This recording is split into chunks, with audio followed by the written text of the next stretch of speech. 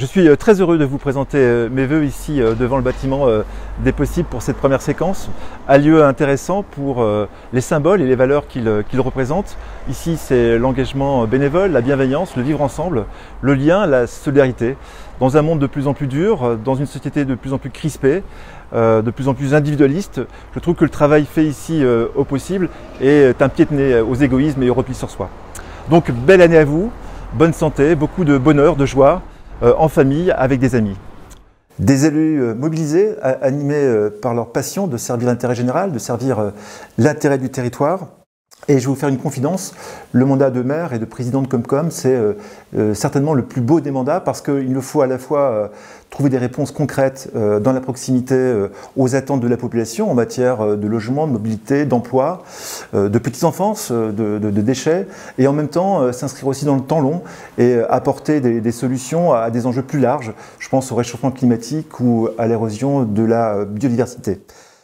Ma conviction en tout cas, c'est que face aux crises qui sont devant nous, face aussi, il ne faut pas se cacher, à la réduction de nos marges de manœuvre budgétaires, il faut certainement faire aujourd'hui différemment, changer notre logiciel, sortir de notre zone de confort pour renforcer le faire ensemble, de trouver de nouveaux espaces de coopération, de mutualisation, aussi de nouvelles solidarités entre les communes et la émalienne communauté.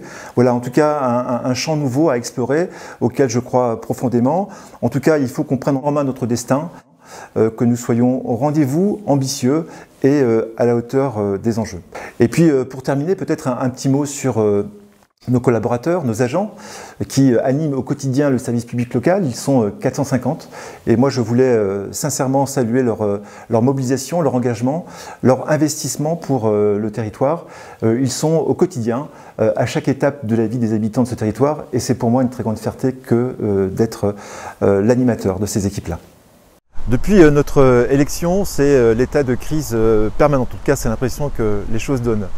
Le Covid, la crise énergétique, l'inflation, les problématiques du pouvoir d'achat évidemment pour beaucoup de nos concitoyens, mais aussi une certaine forme de délitement généralisé des services publics. Je pense notamment à l'hôpital général, la psychiatrie, la médecine de ville.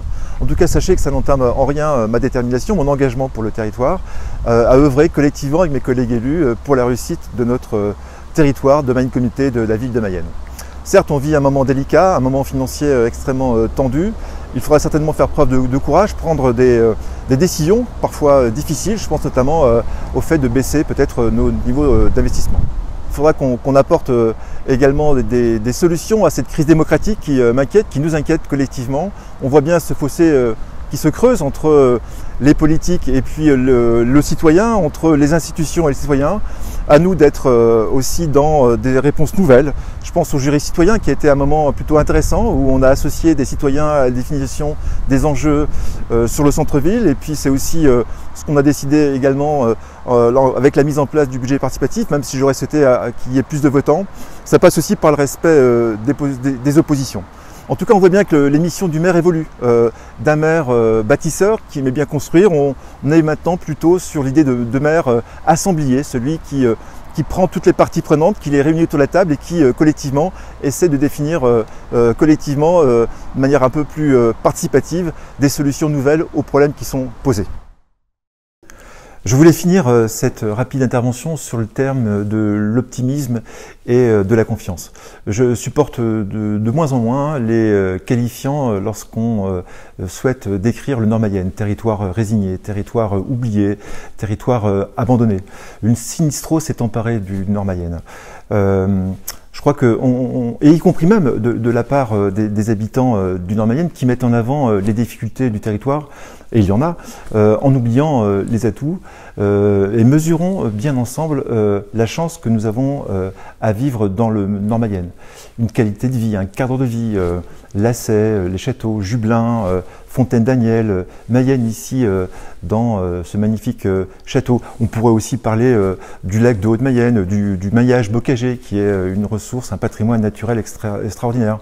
Et puis aussi le niveau d'équipement sportif, culturel. Et puis on pourrait aussi évoquer, et ça c'est la grande force du territoire, son dynamisme économique, son taux d'emploi de 4,5% de chômage, et puis des entreprises qui rayonnent dans le monde entier. Je pense à GSK, dont son best-seller l'amoxicilline est distribué dans beaucoup de familles dans le monde, qui est aujourd'hui au cœur de la souveraineté sanitaire européenne. Je pense à Rapido, dont ses camping-cars circulent sur les routes partout en Europe et certainement aussi ailleurs. Je pense à Samoulinex, ses compagnons, ses machines à café qui sont distribuées dans beaucoup de familles partout, là encore, dans le monde. Je pense à Lactalis et sa fameuse poudre de lait. Je pense également à Vaubernier, qui fabrique certainement le meilleur camembert du monde. Je pourrais aussi évoquer avec vous Flock, qui est aujourd'hui spécialisé dans l'impression des grands prix littéraires. Et puis, naturellement, ne pas oublier les commerçants, les artisans au savoir-faire précieux, les éleveurs également, qui sont extrêmement à la pointe et pointus dans leur métier. Donc, tout ça fait que soyons plutôt fiers d'habiter dans le Nord-Mayenne, soyons heureux d'y vivre, soyons avant tout les premiers ambassadeurs du Nord-Mayenne, de Mayenne Communauté, de Mayenne. Chers amis, belle année 2023 à toutes et à tous.